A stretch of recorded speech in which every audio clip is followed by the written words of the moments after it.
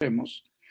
Entonces, ese campo vectorial podemos identificarlo o calcularlo a partir de los potenciales, que son esas dos funciones de phi y de a, que son integrales en el volumen primado, en el que participa los integrandos participan la distancia y participan las fuentes, o sea, el valor de la divergencia, el valor del rotacional. Y yo había probado que efectivamente, si se conoce el valor de la divergencia, la expresión para el potencial y para el campo en términos del potencial nos habían conducido a la respuesta de que efectivamente el campo así definido correspondía a esa fuente de la divergencia. Y el rotacional, y no fue malicioso, sino que fue porque no sé si se acabó el tiempo o qué, la demostración del rotacional no no la discutimos o no la presenté. Hay dos términos en esa demostración. Un término es directo, o sea, el laplaciano interviene dentro de la integral en la función 1 entre r, produce una delta de Dirac que nos saca la función afuera de la integral y satisface entonces que el rotacional sea igual a la función que nos han dado del rotacional. Y hay otro término que hay que demostrar que es cero. Y ese término esa integral hay que resolverla integrando por partes. Y eso es la pregunta que me hizo ayer su compañero, que no me, digo, por lo que verán hoy, no, ¿qué pasa aquí? ¿Por qué no funciona? Esa integral que es cero, o que tiene que ser cero para que el teorema sea válido, yo recuerdo que también a mí me causó en su momento alguna dificultad en entenderlo. Entonces, desde luego es algo que está resuelto en prácticamente todos los libros que hablan del teorema de Helmholtz. Pero yo recuerdo que la solución mejor explicada es la de Panofsky y Phillips. Entonces quería explorar, como les digo, esta manera de dar esta clase, de abrir una hoja de los libros que, según mi memoria, explican mejor cada uno de los temas y darlos leyendo juntos las páginas del libro, porque creo que esta tendría la ventaja de que ustedes pueden regresar a esas mismas páginas sin necesidad de empezar por la primera hoja en cada libro, que eso suele ser uno de los inconvenientes que uno tiene cuando tiene la posibilidad de estudiar esta materia en 10 textos. Lo natural es pretender empezar por el principio en cada uno de los textos. Y eso es lo que produce una dificultad muy grande de tener una biblioteca o de tener una bibliografía muy extensa como la que esta materia tiene. Entonces quisiera que hoy hiciéramos este experimento y voy a abrir el libro de Panofsky y vamos a buscar en el libro de Panofsky el teorema, cómo está demostrado este teorema.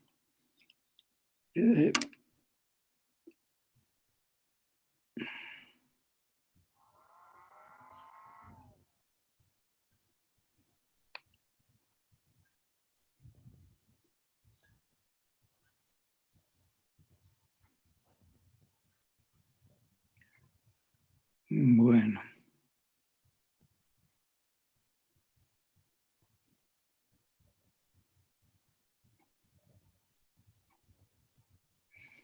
Estoy buscándolo un segundito.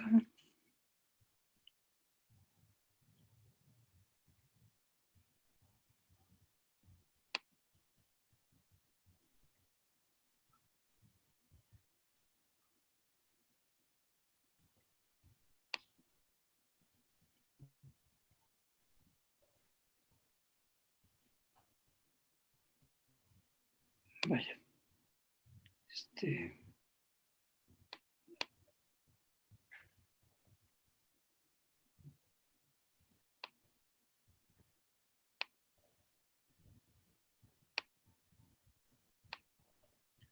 Un segundito.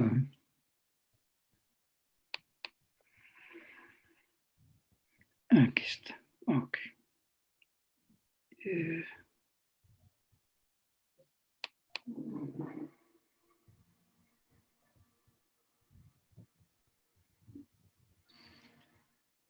Ok.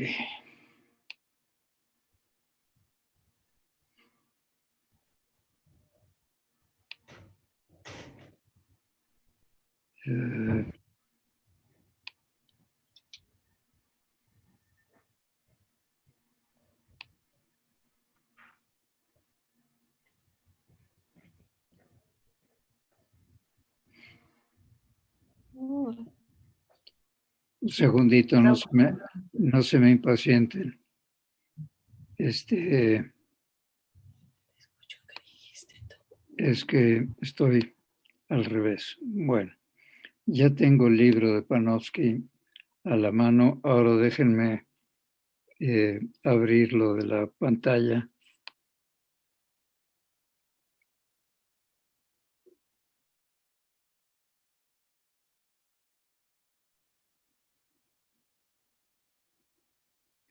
¿Ya están viendo mi pantalla?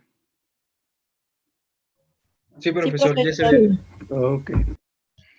Bueno, aquí está el libro de Panofsky.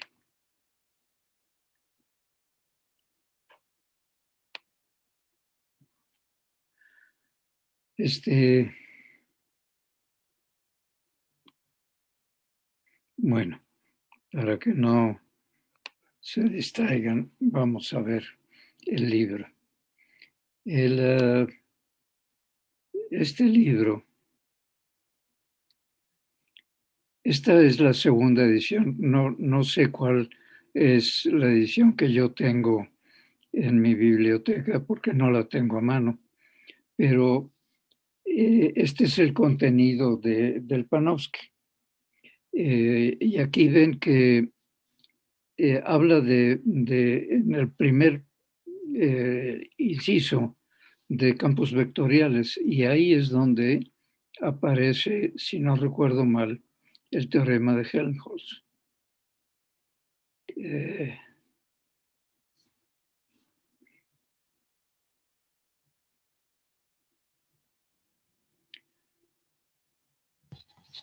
¿No tiene índice alfabético? Quizá en el índice alfabético se encuentre más rápido el teorema. Aquí está. Sí, este libro de Panofsky es muy abreviado y muy útil. Por eso quiero enseñárselo. Aquí está usando Panofsky una nomenclatura del campo. Está llamando el campo V, el campo que no conocemos. Y la S, que es un invariante, y la C, que es un vector, son los datos del problema. Y aquí están las dos integrales que hemos nosotros considerado. Aquí, como les dije, que la diferencia entre los textos es cómo se denomina los dos juegos de variables, el de las fuentes y el del punto de observación. Aquí él lo denomina de esta manera, usando estos índices que él hace variar de 1 a 3. Entonces, este es el módulo de la distancia que nosotros hemos llamado R mayúscula. Y aquí están los dos potenciales que se definen en el teorema de Helmholtz. Y esta es la definición de la distancia que les dije, nosotros hemos llamado X y X', Y y Y', Z y Z'. Aquí él da valor al índice de 1 a 3, que es lo mismo que hemos hecho nosotros. El problema es que este módulo nosotros simplemente lo hemos llamado R mayúscula y ya sabemos que es el módulo del vector R, que es R menos R'. Bueno, y aquí tienen la demostración, ¿no?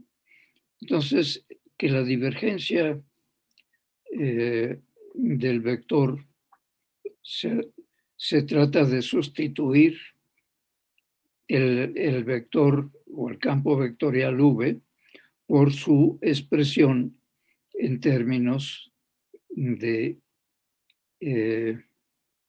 esta definición, ¿no? Esta definición es la que hay que demostrar que es correcta y que esta definición, en efecto, satisface estas dos ecuaciones, que son la 1 y la 2 de este inciso, ¿no? Entonces, aquí la demostración es primero tomar la divergencia para demostrar que satisface el que la divergencia de B definido por medio de los potenciales me produce efectivamente el campo S o el invariante S o el escalar S, ¿no? Entonces, lo que está haciendo en este segundo término es simplemente una sustitución. En lugar de B, está escribiendo menos el gradiente, o sea, menos el gradiente de phi más el rotacional de A. Eso es lo que tenemos aquí, un gradiente de la divergencia que es menos el laplaciano, y aquí tenemos la divergencia del rotacional. Obviamente esta demostración, digamos, es una demostración que estamos mostrando que efectivamente se satisface, o sea que es una solución correcta. Si aquí tenemos que la divergencia del rotacional, por la demostración que ya han hecho en la tarea de que la divergencia de cualquier rotacional es cero, pues la solución es inmediata y tenemos a través de esta ecuación que nosotros habíamos obtenido previamente, que el laplaciano de 1 entre el módulo de la distancia es menos 4pi por la delta de Dirac. Eso lo obtuvimos nosotros, no tenemos que regresar a esta identidad entre el laplaciano de 1 entre R y la delta de Dirac, porque eso es una demostración que hicimos partiendo del invariante que, de la singularidad que tenemos en el punto R' igual a R, ¿no? Y esto nosotros lo enfocamos desde otro punto de vista, pero estamos usando lo mismo, de manera que la divergencia de esa B resulta ser, todo esto nosotros lo demostramos de otra manera, como digo, y aquí vuelve él a considerar el laplaciano, o sea, la función S está evaluada en las primadas, es una función escalar en las primadas. Aquí no está señalado, pero debe entenderse. Y la integral es una integral en el volumen primado. Quiere decir que tenemos dos juegos de variables para describir el mismo espacio, ¿no? Y entonces esta función no es afectada por el laplaciano, porque el laplaciano opera sobre las coordenadas no primadas. Pero esta función 1 entre R, que nosotros hemos llamado, como digo, 1 entre R mayúscula, sí tiene la dependencia en ambos juegos de variables, y esta es la delta de Dirac. O sea, esta expresión del laplaciano de 1 entre R es la delta de Dirac, y aquí nos saca a la S. Y esa es una demostración que nosotros hicimos con un enfoque un poco distinto, que yo creo que es más claro. La fórmula esta fórmula de que el laplaciano de 1 entre R es igual a una delta de Dirac, nosotros lo enfocamos desde el punto de vista puramente matemático como una manera de eludir la singularidad en el punto R igual a R'. Llevó la evasión de esa singularidad a expresar los dos resultados de que esa integral puede ser o 0 o 1. Nos llevó a este resultado que es general. No corresponde únicamente a esta parte del teorema de Helmholtz, sino en cualquier circunstancia, el laplaciano de 1 entre R se comporta como una delta de Dirac. Y esto es, para mí, más importante, que se vea que esta fórmula no depende de este teorema, depende de la singularidad, que es como nosotros lo tratamos, y que efectivamente, en el caso de la divergencia, me da la fuente y satisface la primera ecuación del teorema de Helmholtz. La segunda es, bueno, aquí el autor en esta nota de pie de página trata de justificar el hecho de lo que nosotros justificamos de otra manera, que es el evitar la singularidad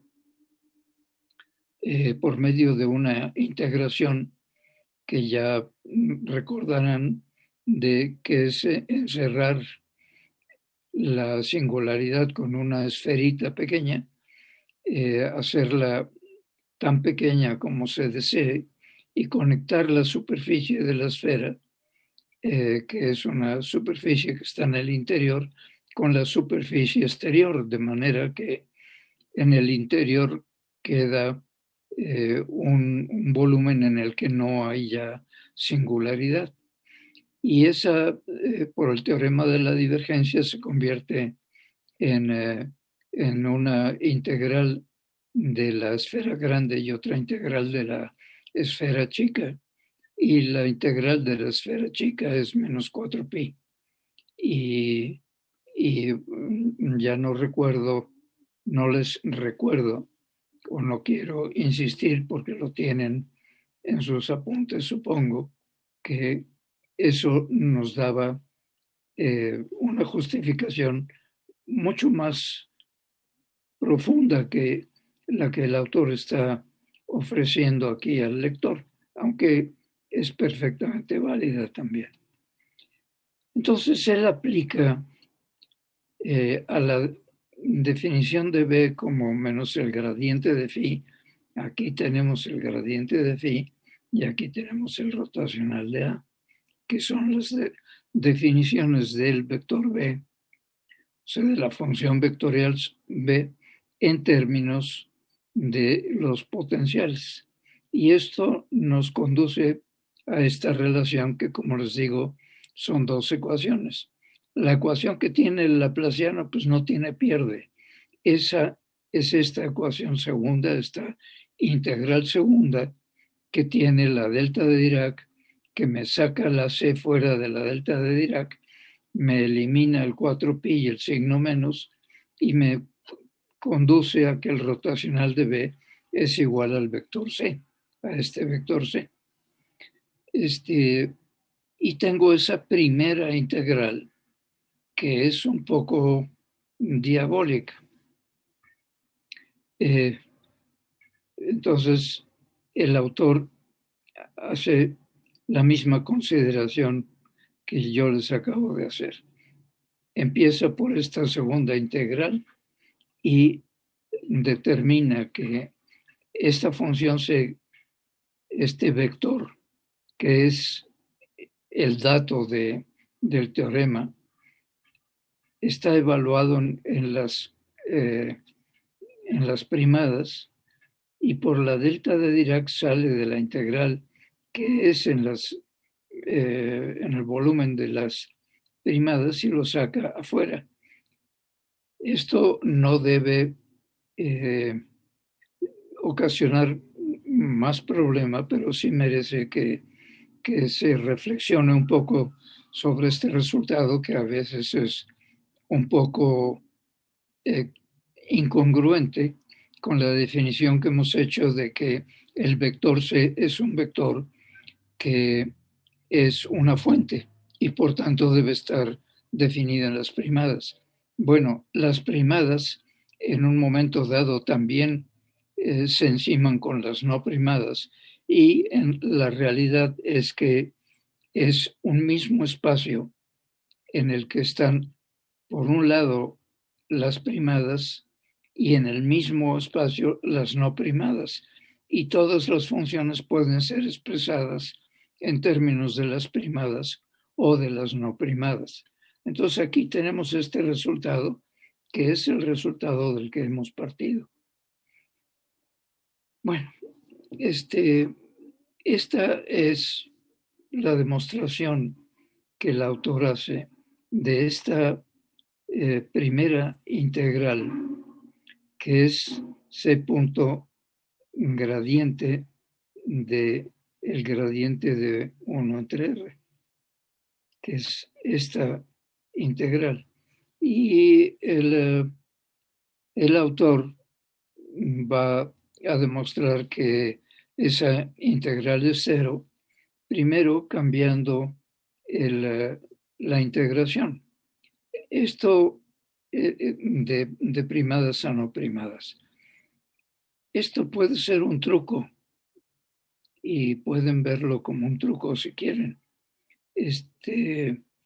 Pero el hecho es que para cualquier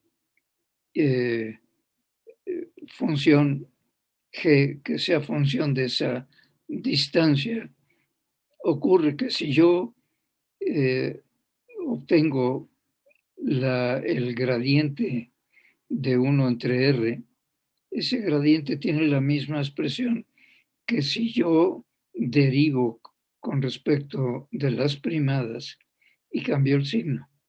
Eso proviene del hecho de que tengo que la distancia la definí como R menos R'.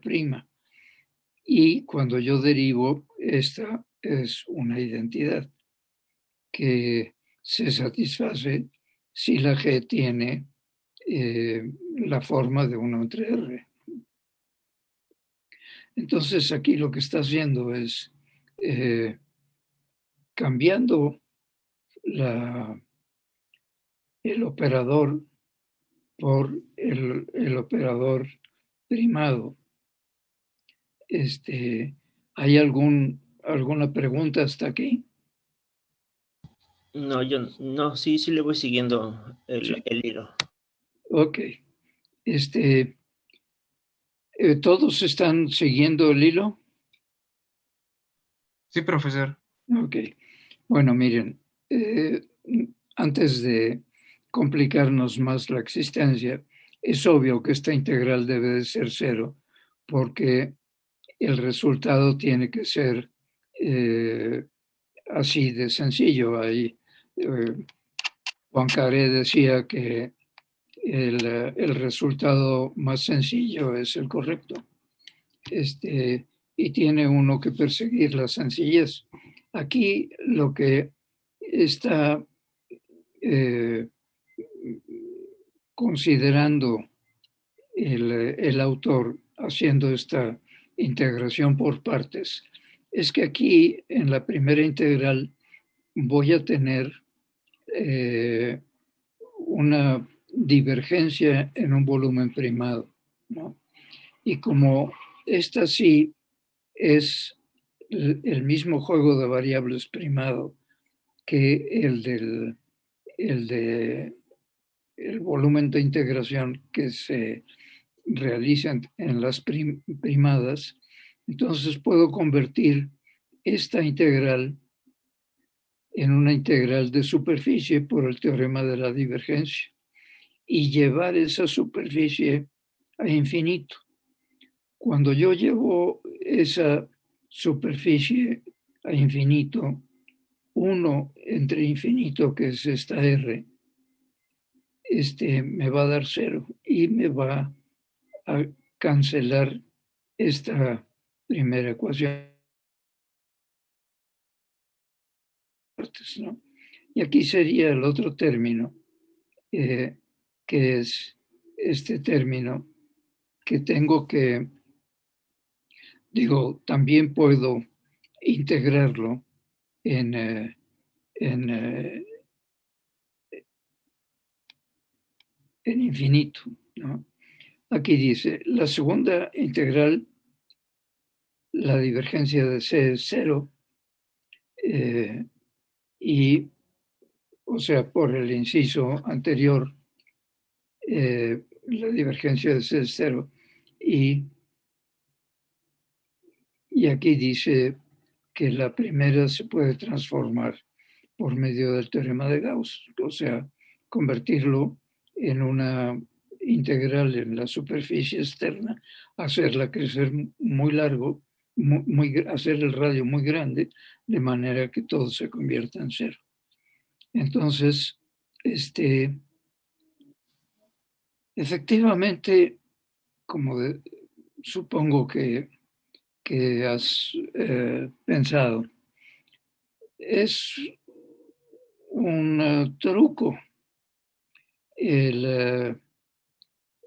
O sea, hay como si dijera, a alguien se le ocurrió la prueba de esta manera, y en casi todos los libros vas a encontrar esta misma prueba, porque en realidad es una prueba que, independientemente de la dificultad que pueda tener de la integración por partes, es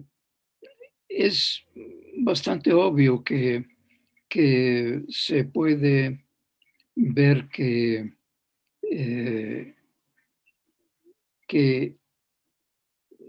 nos va a dar cero, ¿no? O sea, si cambiamos el operador nabla de operar en coordenadas no primadas a operar en coordenadas primadas, entonces podemos aplicar el teorema de la divergencia, porque entonces vamos a tener las mismas coordenadas en el nabla que en la diferencial de volumen primado. Y aquí esta integral que está, o esta función que está dentro de el corchete, pues es obvio que me va a dar cero, ¿no? Entonces, aquí da en estos 5 renglones, da la explicación Panofsky, y yo creo que esta es la explicación más sencilla de esta demostración. Entonces, con esta demostración,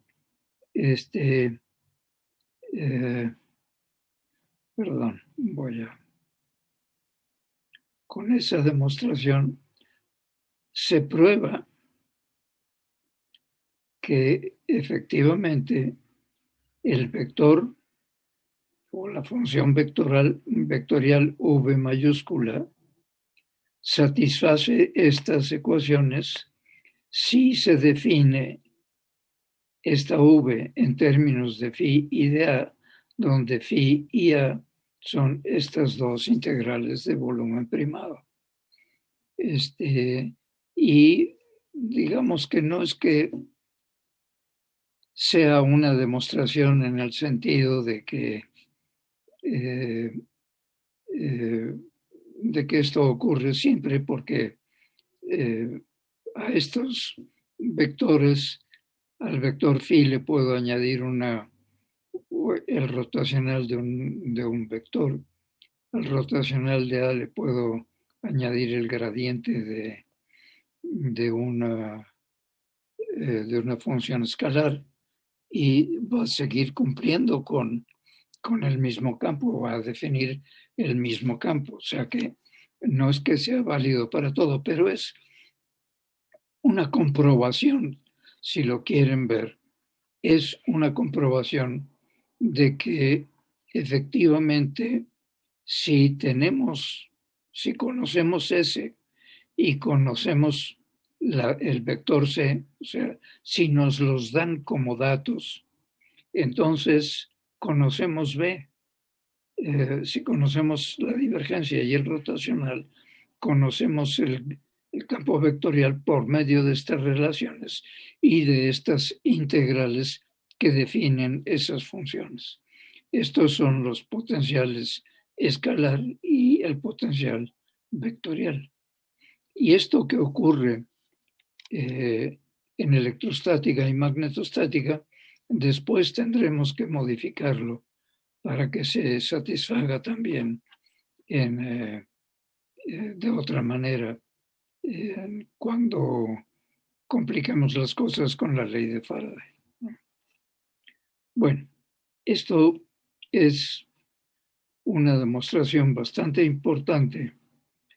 Para mi punto de vista, creo que debe de ser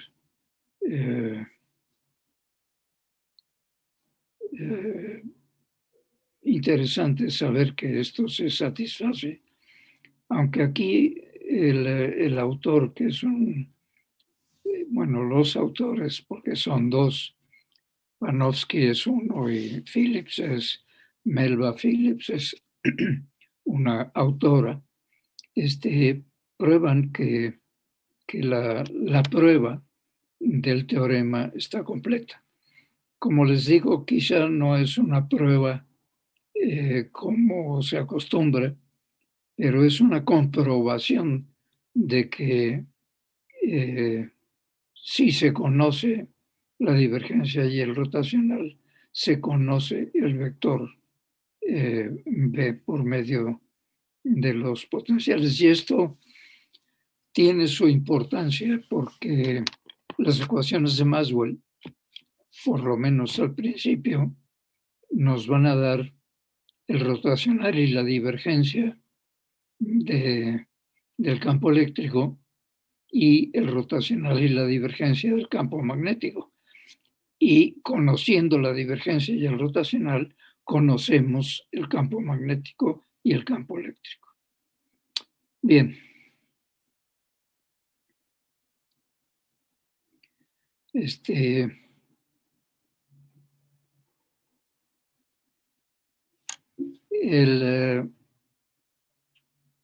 Aquí pide el probar que estas relaciones se cumplen. Creo que las tres relaciones están, creo que esta relación de que el gradiente de R es igual a menos el gradiente de R, creo que el gradiente primado no está demostrado en la tarea. Pero bueno, y aquí el autor empieza por esta definición que es la que normalmente se encuentra en los libros de texto, que el campo eléctrico se define a partir de la ley de Coulomb, que es esa F, y como la relación entre F y Q cuando Q tiende a cero. Yo lo había enfocado de otra manera y quisiera que quisiera dar las razones de por qué. Recuerden que teníamos, déjenme ver si encuentro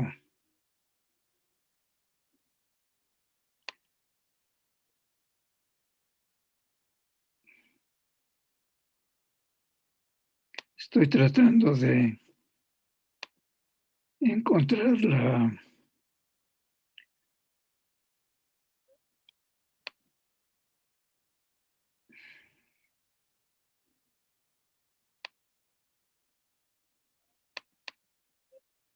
los dibujitos de la ley de Coulomb.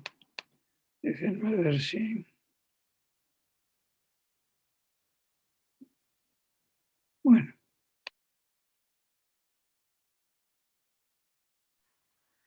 Este es el teorema de Helmholtz, de lo que acabamos de ver.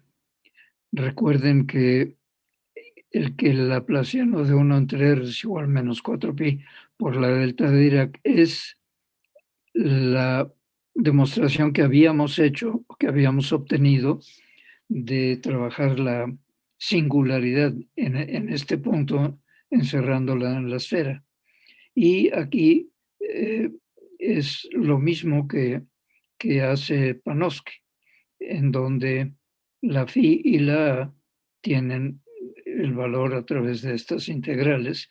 Y aquí maliciosamente, no fue maliciosamente, pero como ven, solo probé que efectivamente la divergencia de este vector F, la divergencia de F es igual al dato de S. Y ahí dejé la prueba y ya no probé lo que tenía que haber probado con la integral más complicada que es la que acabamos de ver en el libro de Panofsky.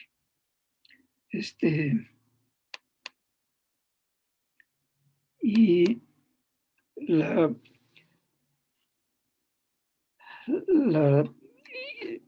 ¿están viendo en mi pantalla la ley de Coulomb? Sí, profesor, está en un Okay. triángulo. Todo esto que es una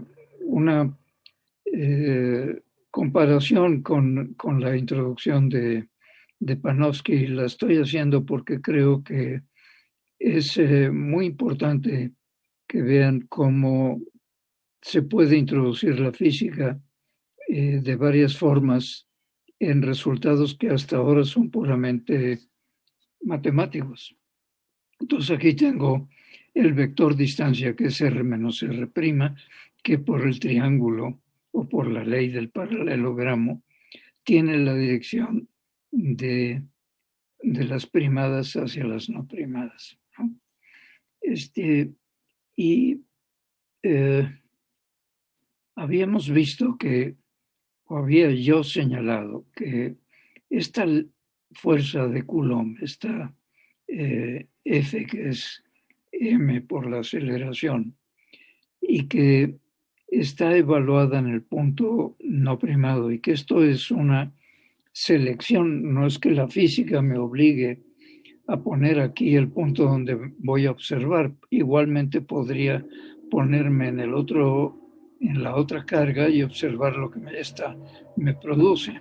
Y tendría yo que tener cuidado en el manejo de los símbolos, pero la física tendría que ser la misma. Entonces aquí tengo una constante que ya sé que va a ser 1 entre 4 pi epsilon 0 en el sistema de unidades que estoy manejando, el producto de las intensidades de las cargas que se ubican en R y en R', y una fuerza que va como 1 entre R cuadrado, 1 entre la distancia al cuadrado.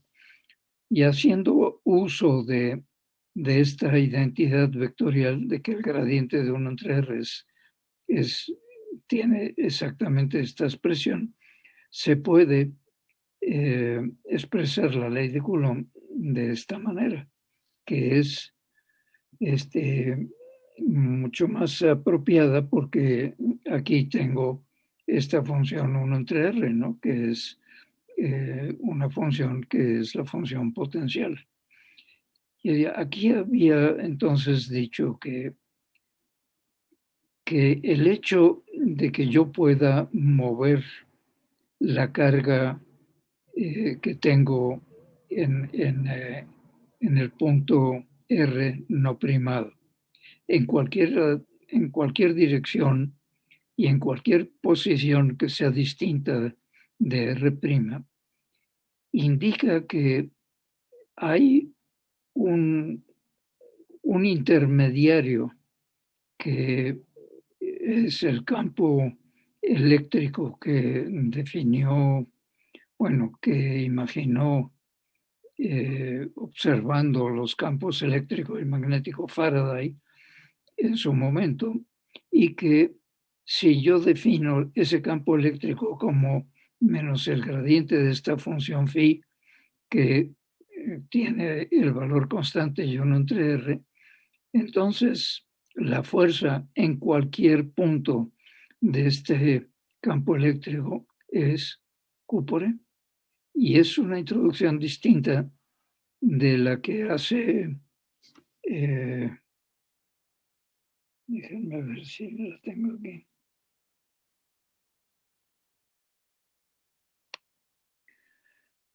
de la que hace Panofsky,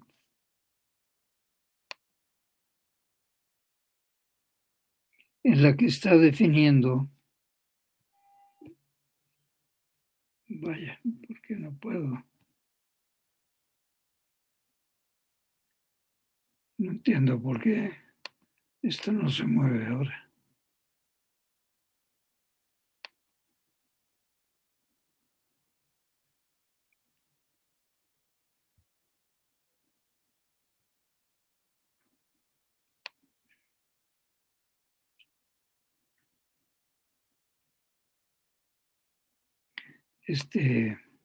por alguna razón, no me está obedeciendo esta cosa. Quería yo ir para atrás, pero no hay manera.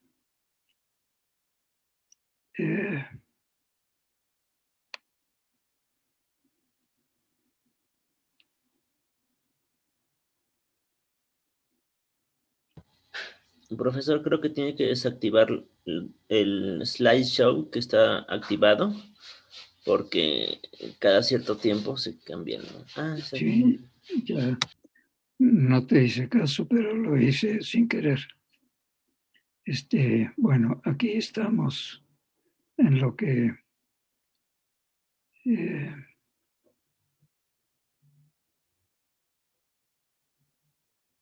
había definido. Habíamos visto la definición del campo eléctrico como un límite.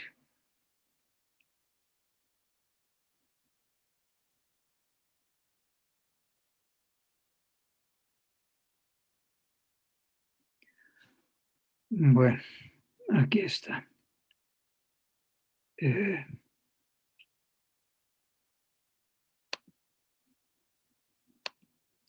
Entonces, aquí vemos que este autor, este libro que estamos viendo, durante mucho tiempo se usó en los cursos de maestría en todo el mundo. Y es un libro que vale mucho la pena estudiarlo y verlo. Entonces, aquí tiene un enfoque que matemáticamente quizá es más preciso. Yo no estoy tocando nada, no sé por qué esta porquería se mueve. Lo que pasa es que cada una está pensada para que dure cierto tiempo y en la parte de abajo hay como un circulito que se va acabando y cuando ese circulito se acaba, se cambia la presentación a la siguiente. Entonces hay que desactivar la parte que dice slideshow o algo así en el menú. A ver. En el menú ahí decía algo. Ahí está, hay que desactivar según yo la parte que dice, la que está palomeada, que dice slideshow. No, pero la hasta abajo, la hasta abajo. Side by side. No, hasta abajo, dice donde está la palomita, una más abajo, esa, yo digo que hay que desactivarla. Y ya. ¿Y ya? Sí, porque si no, van a estar jugando con nosotros. Sí. Bueno, a ver, ahora quería yo llegar a esta definición. O sea, esta fuerza es la de Coulomb, ¿no? Y la fuerza esta ecuación está considerada en el punto no primado, porque la fuerza se está midiendo en el punto. La existencia de ese campo eléctrico se está definiendo aquí a partir de la ley de Coulomb de una manera distinta, simplemente igualmente correcta que la que yo he hecho, pero yo lo que quería señalar en el dibujito que yo hice es que aquí tenemos un límite de esa fuerza de Coulomb cuando la carga se hace cero. Y yo lo que dije es digamos que es una descripción más física de la situación. Independientemente de cuál sea la ubicación del punto R, vamos a tener válida esa fuerza. Entonces queda definida esa fuerza en un lugar arbitrario del espacio, del espacio que está descrito por el vector no primado, que hemos llamado punto de observación. Y corresponde perfectamente a esta otra definición. Pero mientras que la ley de Coulomb, donde aparece esta fuerza, es una ley de acción a distancia, como ya lo señalé en su momento. O sea, la fuerza que se produce en el punto primado es observada en el punto no primado instantáneamente, no media nada entre la fuente y el punto de observación. Y la introducción del campo eléctrico es es la introducción de un nuevo objeto físico.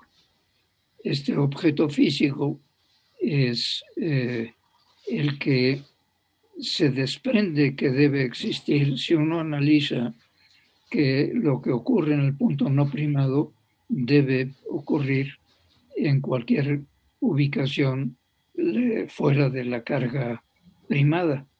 O sea que la carga primada produce un campo eléctrico y el campo eléctrico puede observarse si ponemos una carga no primada. Pero que si no ponemos carga no primada, de cualquier forma debe existir, ¿no? Aquí, en esta definición, este campo eléctrico solo tiene existencia si esta F existe. No sé si me estoy explicando. O sea, aquí los elementos que intervienen para definir el campo eléctrico es la fuerza de Coulomb entre la carga en el punto de observación, en un límite que esto es cero. Y eso es una justificación que, aunque sea correcta matemáticamente, desde el punto del punto de vista de la introducción del campo eléctrico, es mucho más descriptiva de la forma que yo lo he hecho, según lo que yo pienso, que el campo eléctrico es producido por una carga arbitraria, independientemente de que se observe o no. O sea, con la definición que yo he dado, no necesito la carga Q, ¿no? El campo E está definido en todas partes porque lo he definido a través del potencial, que es a partir de este gradiente, defino el campo eléctrico de esta manera. Y es, para mi forma de ver, mucho más cercano al decir que el campo eléctrico tiene una existencia propia. O sea que cada carga va acompañada de un campo. Y eso es la materia de estudio. Entonces, bueno, esa es la diferencia de la forma en que yo he introducido el campo eléctrico y cómo lo introduce Panofsky, que en realidad es la forma que van a encontrar en la mayoría de los libros. Después, tomando la divergencia de esta ecuación, primero llega a que la divergencia del campo eléctrico es 1 entre epsilon 0 y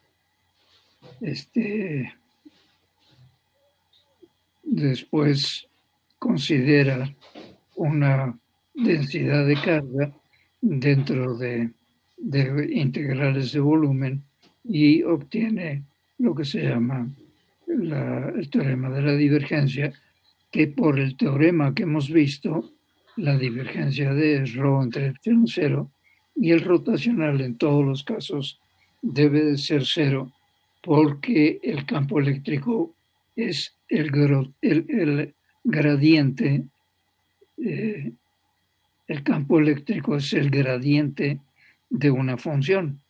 entonces el rotacional del gradiente es cero.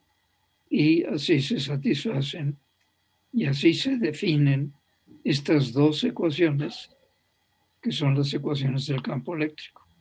Ok, bueno.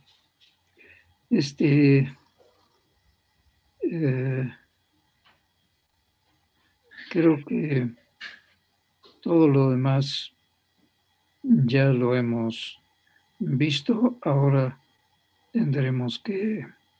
Estas son las ecuaciones integrales. Como el rotacional debe de ser cero, E punto dl debe de ser cero, ¿no? Bueno, y aquí tenemos la ecuación de Poisson, que es la que ya les dije que tenemos que resolver, y que las ecuaciones que hay que resolver, las soluciones de la ecuación de Poisson son todas las soluciones de la ecuación de Laplace más una solución de la ecuación de Poisson, que resulta que ya conocemos porque esta ρ interviene en el potencial y ya sabemos que phi es una integral de volumen en donde ρ está en el numerador y r en el denominador. Bueno, habíamos quedado, déjenme ver si, no sé si contesté la pregunta que me habías hecho ayer. Sí, sí, ya vi cómo lo hizo.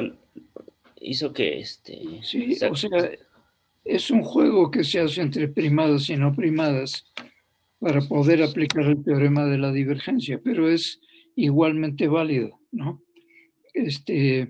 Porque con el teorema de la divergencia es fácil demostrar que esa integral es cero. Ahora, debo decir, esta demostración es importante que sepan que existe, pero digamos, yo no voy a tener el mal gusto de ponérselas en un examen porque es importante que sepan que existe, pero no es tan importante que sepan demostrar que esa segunda integral que se obtiene de aplicar el rotacional a la función v es cero, ¿no? Entonces, tampoco se angustien, pero aquí tienen una solución y el enfoque de este libro creo yo que es muy útil, ¿no? Bueno, déjenme ver. Eh,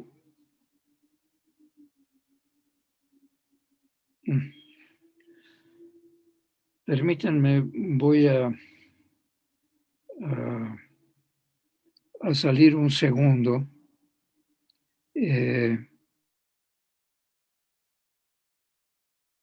Voy por unos apuntes y vengo enseguida.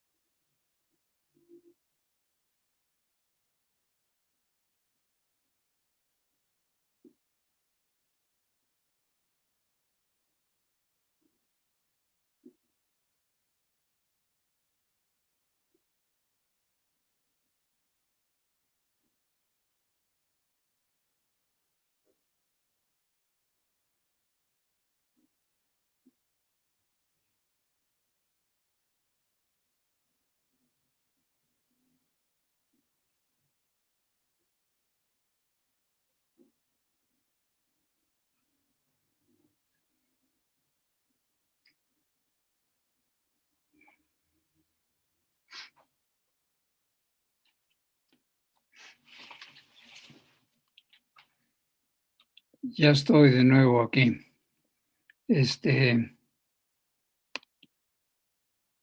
Profe, creo que un compañero quiere entrar. Ya le di permiso. Tengo que aprender también cómo darles permiso sin, vaya, evitar que tengan que pedir permiso. Es absurdo, digo, si hay alguien que quiere tomar la clase y no es alumno, ¿qué más da? ¿A quién le importa? Debieran poder entrar todos los que quieran entrar.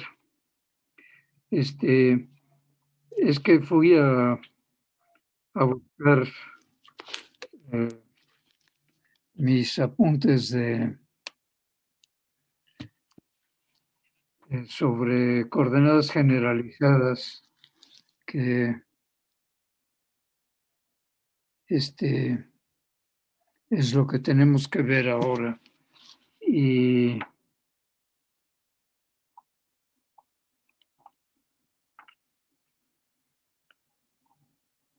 no,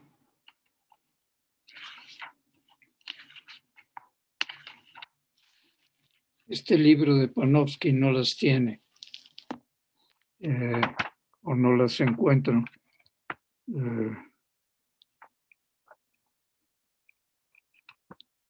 Así que vamos a tener que abandonar el libro de Panofsky y pasarnos a algún otro.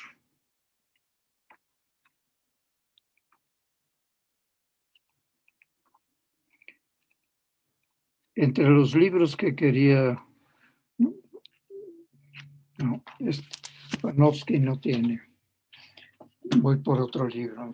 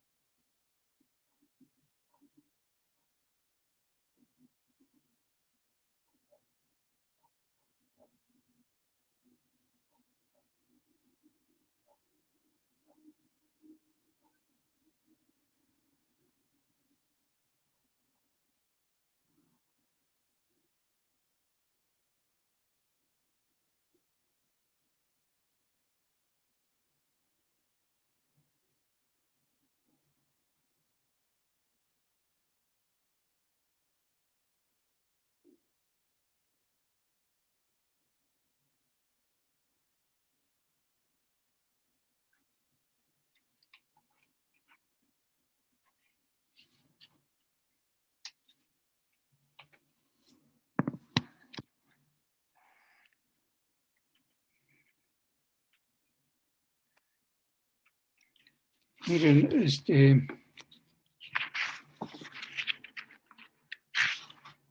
este otro libro es también muy interesante. No sé si lo ven. Es un libro de de Margenau y Morphy. Lo encontré en una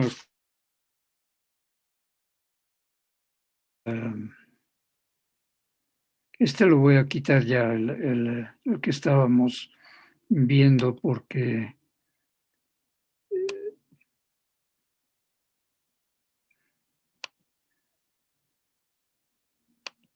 no sé en qué. Déjenme ver.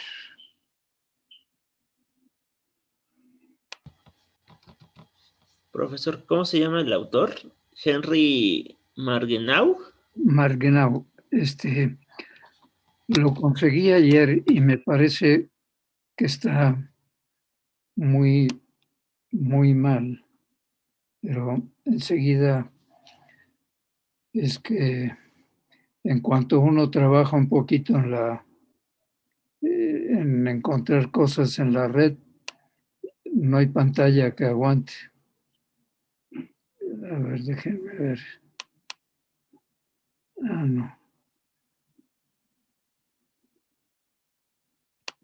Aquí está Margenau, Murphy.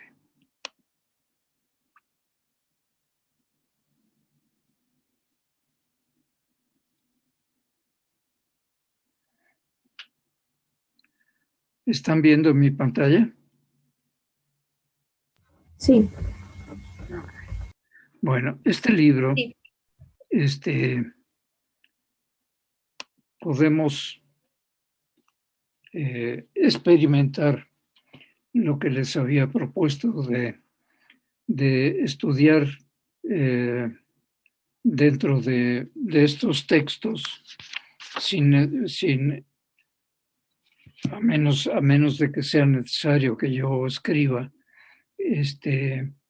podemos escarbar en estos textos que tienen, como les decía, algunas presentaciones que son muy buenas, y como estamos haciendo, es como si estuvieran viendo estos libros por encima de mi hombro. No necesitamos ver ni leer todas las introducciones ni todos los antecedentes. Esta es la segunda edición, la que encontré en la red, que es exactamente la misma que tengo yo, que es la segunda edición, quizá una impresión menos, más moderna que esta. Pero déjenme encontrar, porque aquí hay los sistemas de coordenadas curvilíneas en la página 172, que no será la 172, pero por ahí vamos a ponerla.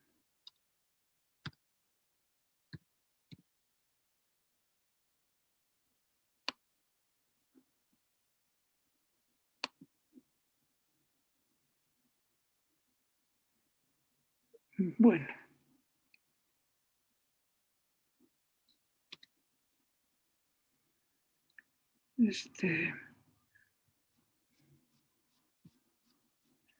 El problema que este libro tiene es que quien hizo las copias le cortó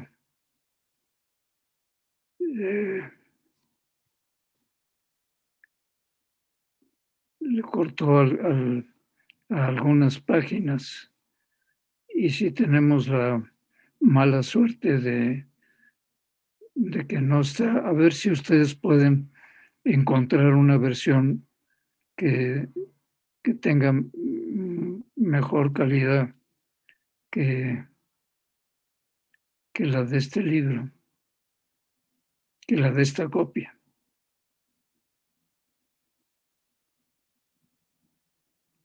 Bueno, aquí estamos.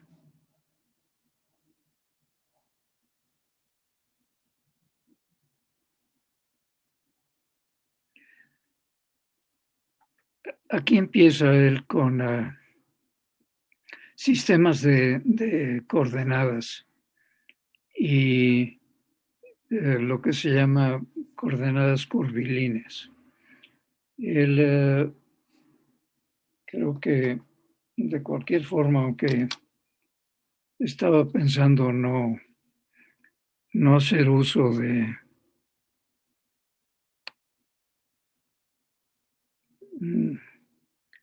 mi tablita, voy a explicar la introducción.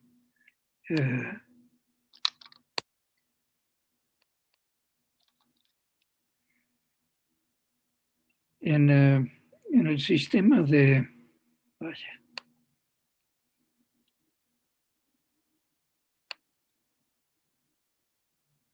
coordenadas cartesianas tenemos 3 ejes.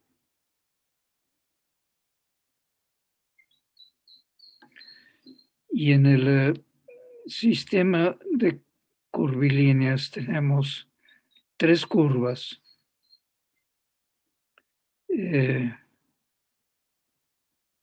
o 3 líneas que en cada punto se deben cortar ortogonalmente.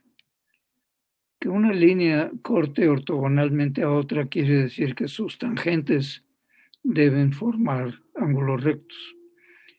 Y las coordenadas cartesianas están siempre presentes en la descripción del sistema de coordenadas curvilíneas. Es más, las coordenadas curvilíneas están dadas por ecuaciones que están definidas en las coordenadas cartesianas.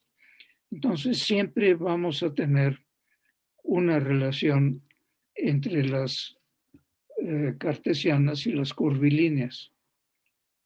Y las curvilíneas, pues no decimos que existe la condición de ortogonalidad hasta que no veamos por qué. Y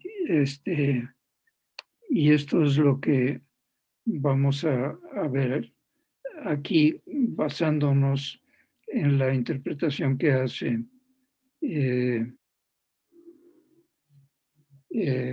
Panofsky.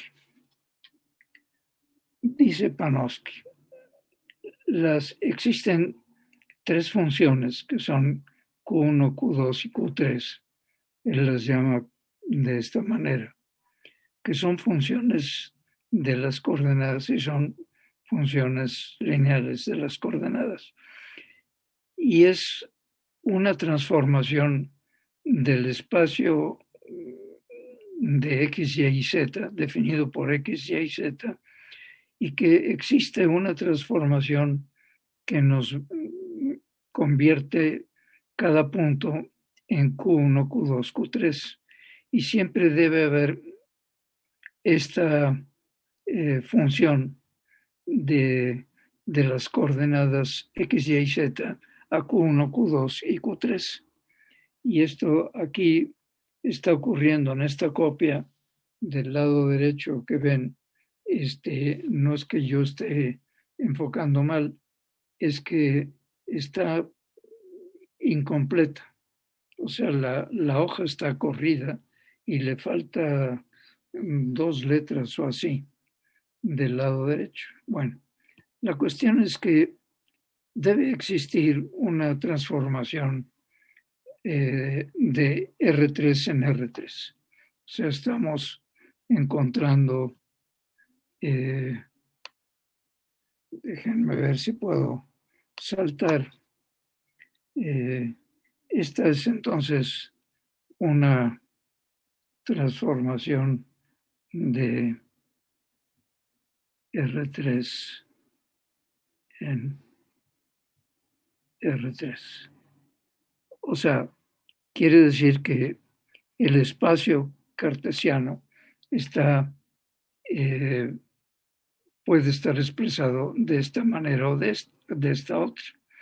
Y que esta transformación, o sea, aquí hay una transformación que nos lleva de las cartesianas a las generalizadas y que debe haber una inversa que nos lleve de las generalizadas a las cartesianas.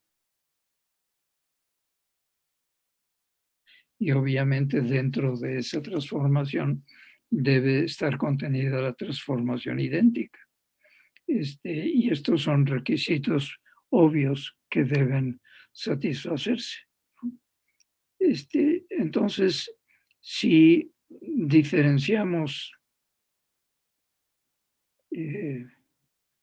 la distancia, o sea, ustedes saben que el teorema de Pitágoras es el fundamental, ¿no? El teorema de Pitágoras en R3 contiene toda la geometría de Euclides. Se puede demostrar y se supone que ustedes lo han hecho en su preparatoria, de demostrar que si se cumple el teorema de Pitágoras, se cumplen los postulados de Euclides. Y por tanto, el teorema de Pitágoras contiene toda la geometría de Euclides. Y si llamamos diferencial de S a la distancia, perdón,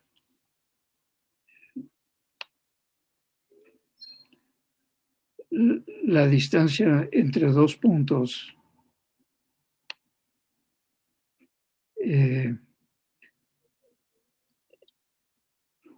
que es la misma distancia, o sea, estamos hablando de esa misma distancia que hemos usado entre R y R', ¿no? Pero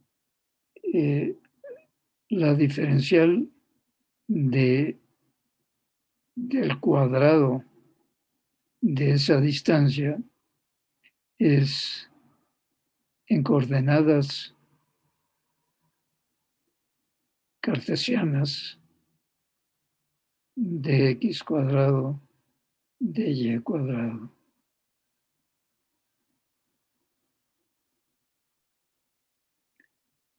De z cuadrado.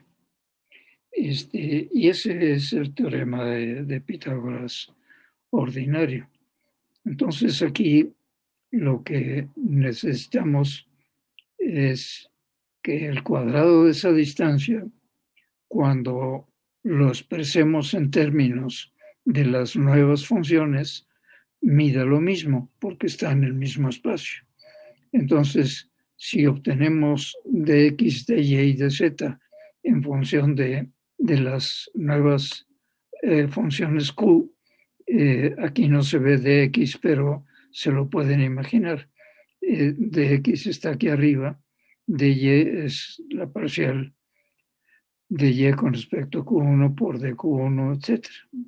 Si sumamos, o más bien, si elevamos al cuadrado cada una de estas, vamos a tener 3 cuadrados puros, que van a ser las parciales con respecto de x con respecto a q1 al cuadrado, etc. Y los productos binarios. Y el cuadrado de esa distancia va a ser expresable por las nuevas funciones de esta manera, donde tenemos los cuadrados puros que había dicho y el duplo de los productos binarios, donde estamos viendo que los términos Q y I están dados por esta expresión, ¿no? Y esto proviene nada más de elevar al cuadrado estos 9 términos y obtener estas funciones. Entonces vemos que el incremento diferencial en una distancia está dado por términos que son cuadráticos puros, que son los que están aquí abajo, y los que son los términos cruzados, que tienen Q1 y QJ, o QI y QJ. ¿Está claro hasta aquí? Sí, profesor. Sí. Bueno, digo, si quieren esto, lo pueden ustedes desarrollar, pero es obvio que elevando al cuadrado estas diferenciales que él obtiene aquí, va a obtener que ds tiene esta expresión en términos de estas Q mayúsculas que definen estas funciones. Bueno, estas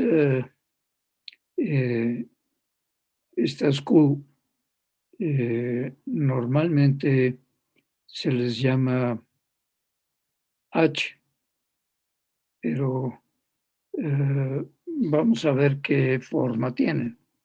Lo importante es que veamos que los vectores unitarios, o sea, cuando estamos aquí en este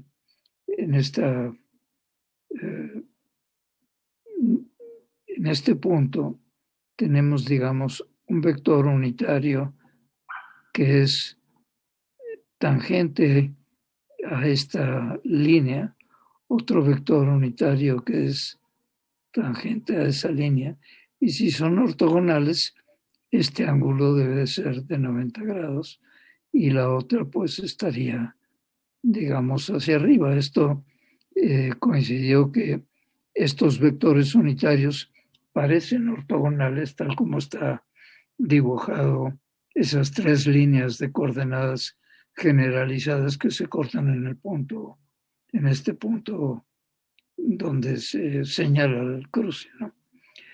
Entonces,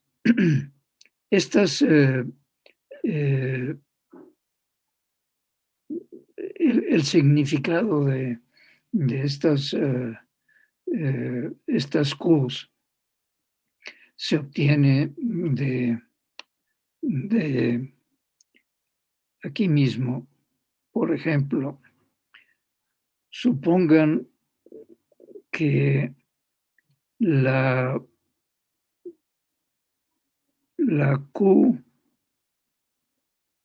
esta Q, que aquí se llama II, que tenemos que la Q1 es la única diferente de 0, que la Q2 es 0 y que la Q3 es 0. O sea que este incremento que tengo del lado izquierdo solo va a ser incrementado por esta función, porque Q2 mayúscula es 0 y Q3 es 0, porque estas Q minúsculas para 2 y 3 son 0. Entonces, para 2 y 3 esta es 0. Y como aquí son cruzados, pues todos son 0. Y entonces voy a tener que la dependencia de la diferencial del arco, o sea, el crecimiento del vector que yo tenga en un punto específico del espacio, tiene una dependencia solo en de esta manera. Todo lo demás es cero. ¿Qué quiere decir? Que las Q mayúsculas, que son los factores de escala, se llaman factores de escala, me van a dar la relación del crecimiento infinitesimal entre la coordenada generalizada, que puede ser Q, y el arco. Y esto creo que es importante que lo dibujemos, y déjenme ver si puedo dibujarlo.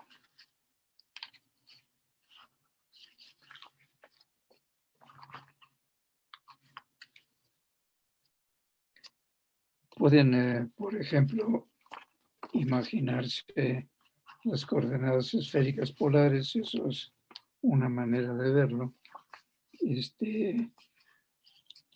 Pero yo voy a tratar de dibujarlo mejor en otra hoja.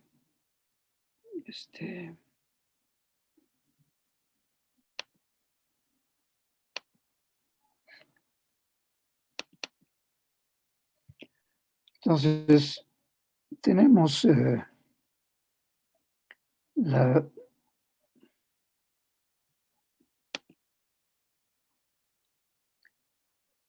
diferencial de S cuadrado en los términos que hemos dicho. Yo voy a hacer el cambio de nomenclatura.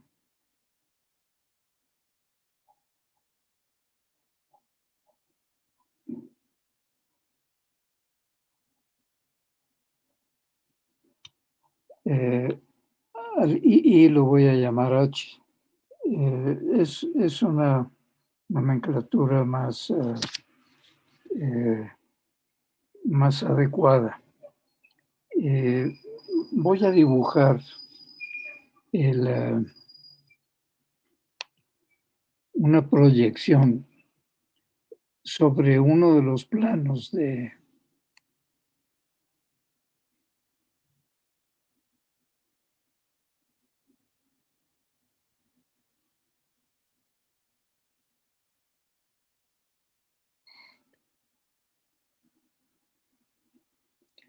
no, voy a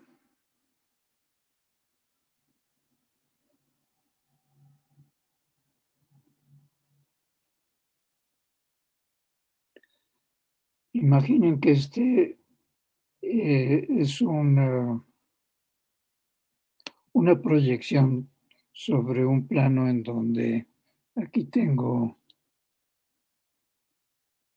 en el eje que estoy dibujando vertical, voy a suponer que es el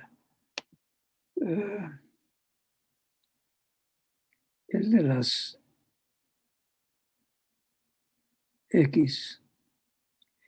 Y aquí no necesito más. Y aquí voy a dibujar la proyección de esa longitud. Esta sería la proyección de una de las líneas de coordenadas. Por ejemplo, QFI, o voy a hablar de phi directamente, porque phi sabemos que es la coordenada que está dibujada aquí, por ejemplo.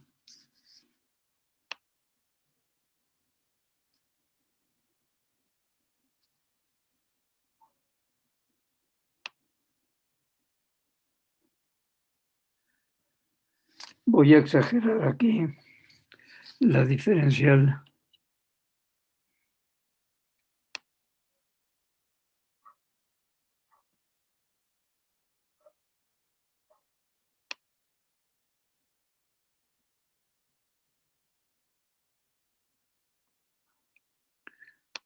Bueno, aquí tengo esta línea curva es la proyección sobre el plano XY. Esta es la Y.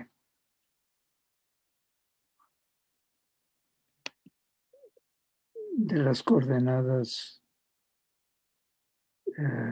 cartesianas en esféricas polares, ¿no?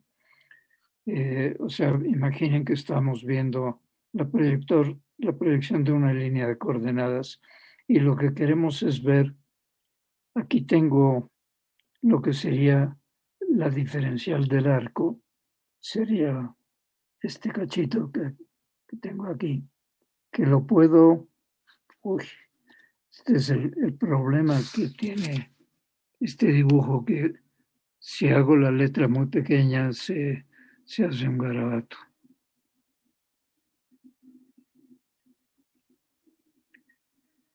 De ese vector sería la dirección de crecimiento, sería hacia arriba, ¿no? Con vectores tangentes siempre, ¿no? Aquí tendríamos el crecimiento de dx, que es una coordenada, no sé qué le pasa a esto. Esta es la diferencial de dx, el espacio entre estas dos paralelas. Aquí tenemos la variación del arco que estoy poniendo como ds, y si digo, ya empieza a complicarse el dibujo, espero que no demasiado.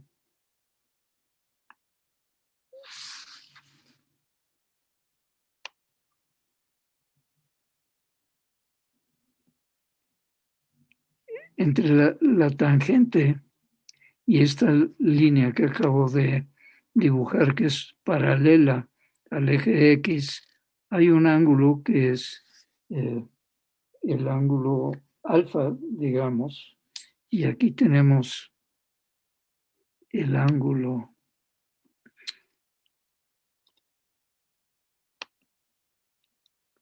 Este es, si pensamos que estamos en las esféricas polares, aquí tenemos el ángulo phi, y aquí tendríamos el ángulo diferencial de phi. Y tenemos que relacionar diferencial de phi con diferencial de x y con diferencial de s. Bueno, entonces hemos visto que la diferencial del cuadrado para una sola variable, que sería la phi, en este caso sería la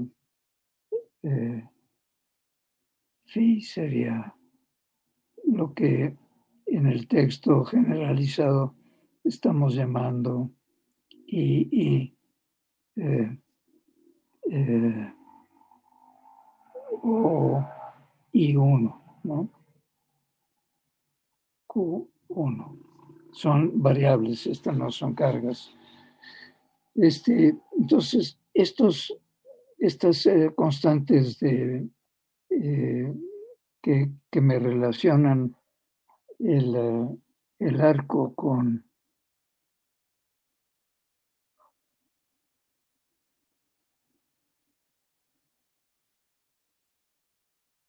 de phi.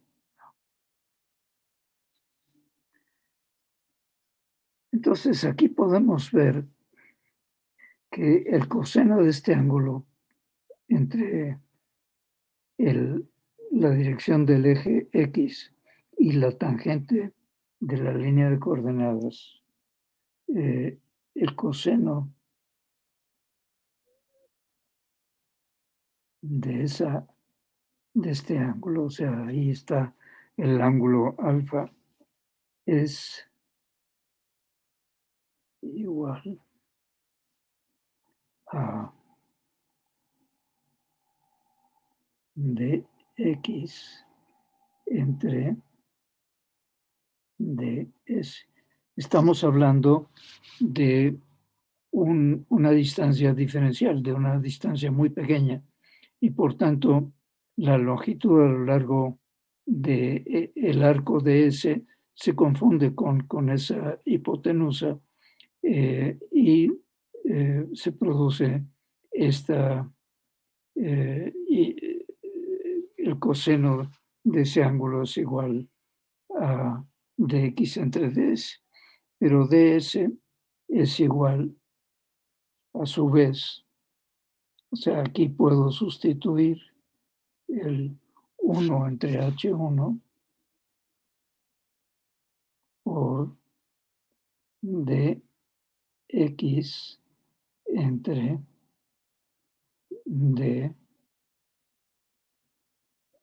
donde esta q ya es la variable, q1. Bueno, esta es la relación fundamental, porque quiere decir que estos cosenos que aparecen aquí es lo que se llaman los cosenos directores de un vector. El vector sería aquí tengo la proyección a lo largo de la función de las coordenadas Q1, ¿no? Y el coseno, este coseno es una proyección, pero habría una proyección de ese vector sobre los tres planos, y entonces se podría decir que el primer coseno director, el primer vector unitario a lo largo de esa sería coseno de alfa,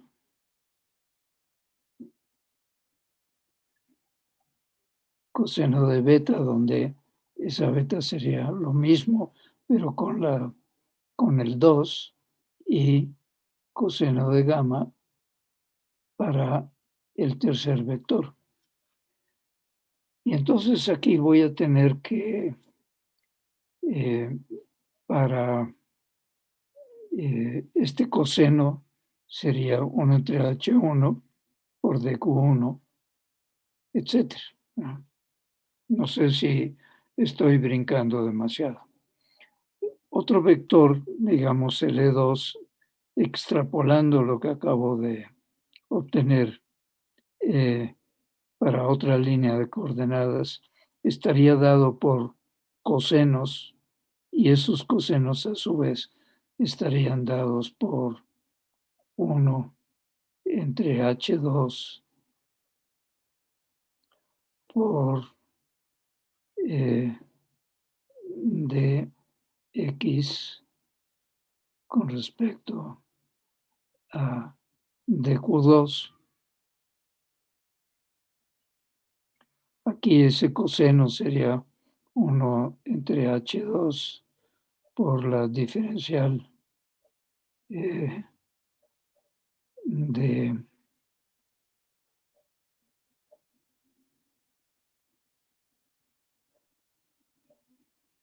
y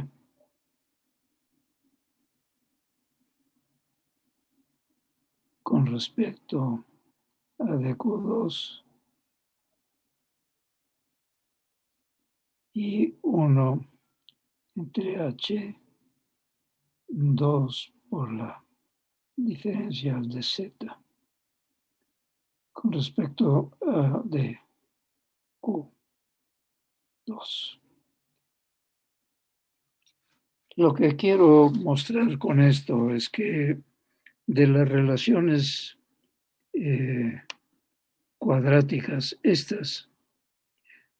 aquí tienen dx con respecto a q1, dy con respecto a q1, si la y vale 1, aquí dz con respecto a q1. O sea que es el producto interior de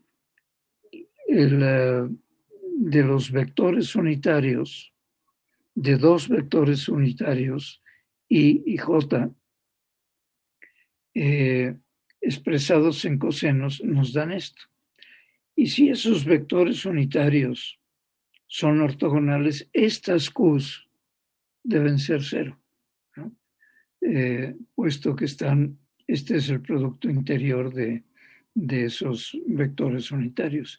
Y entonces, para sistemas ortogonales, solo es necesario conocer esta forma cuadrática pura y sustituirla aquí arriba.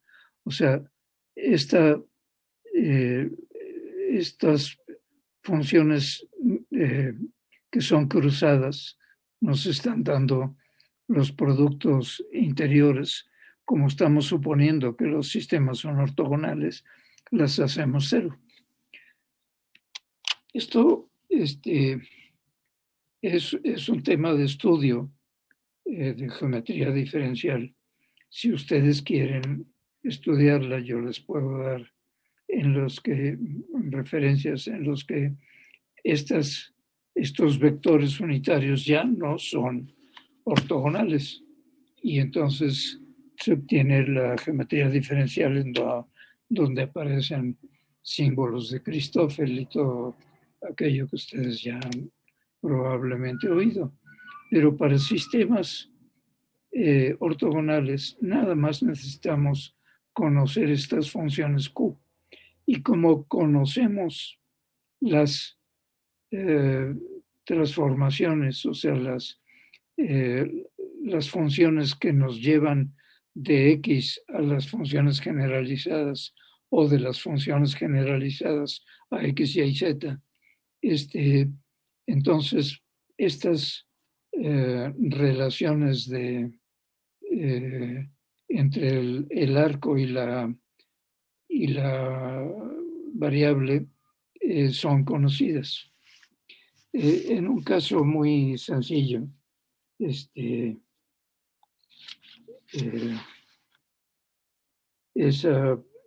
cuando tienen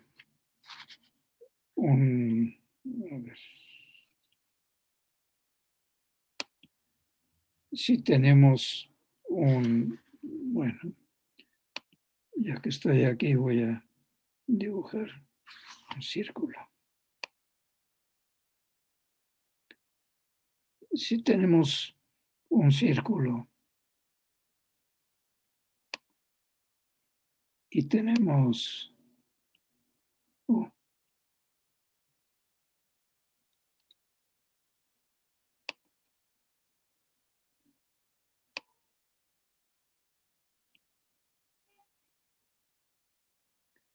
no me quedó el centro en el centro. Aquí tenemos un ángulo, aquí tenemos el arco, y sabemos que el ángulo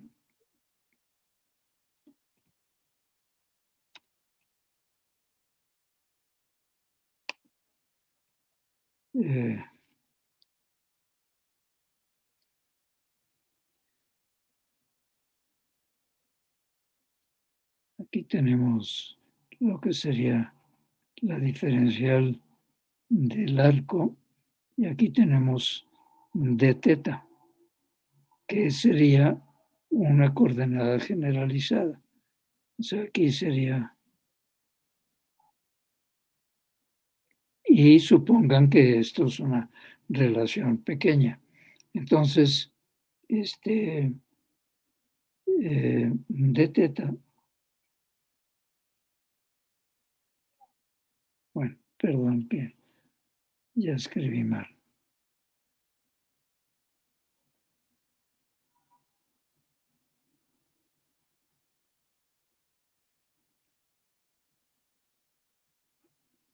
Donde esa R minúscula es el radio.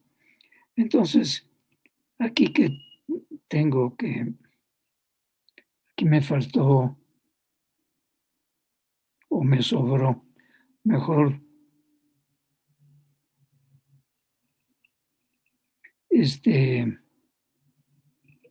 bueno, aquí tendría que poner cuadrados en todo o quitar los cuadrados en todo. Lo que quiero expresar aquí es que hay una relación que es bien conocida de ustedes, que es la definición del arco. El arco es del ángulo. El ángulo es arco entre radio. Entonces, este radio, o uno entre el radio, o el radio es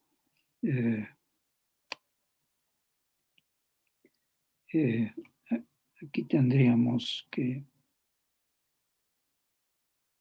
ds es igual a r de teta. Entonces, la teta sería la coordenada generalizada. ds es el elemento de arco, corresponde a esta línea de coordenadas.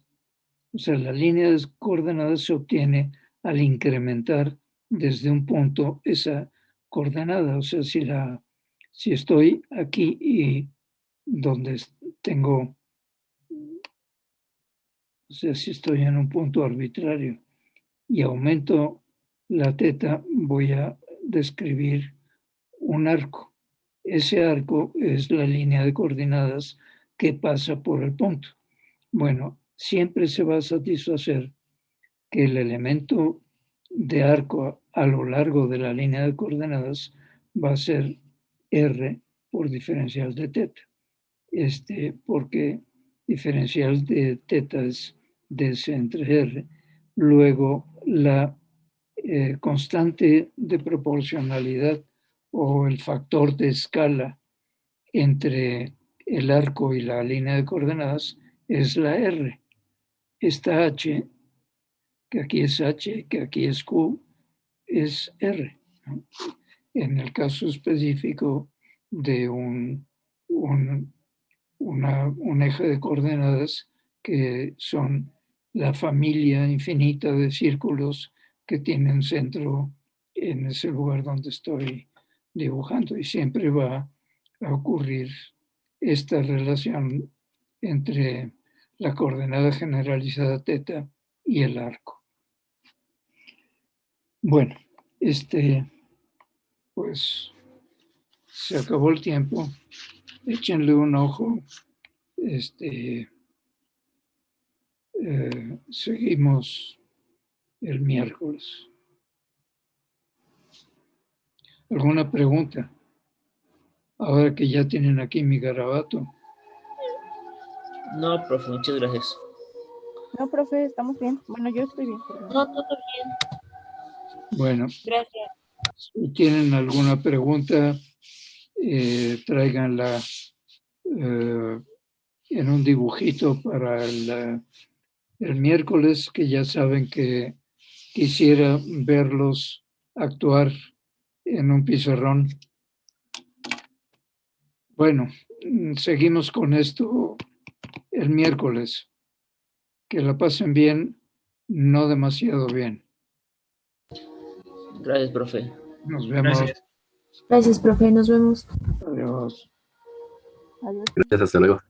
Hasta luego.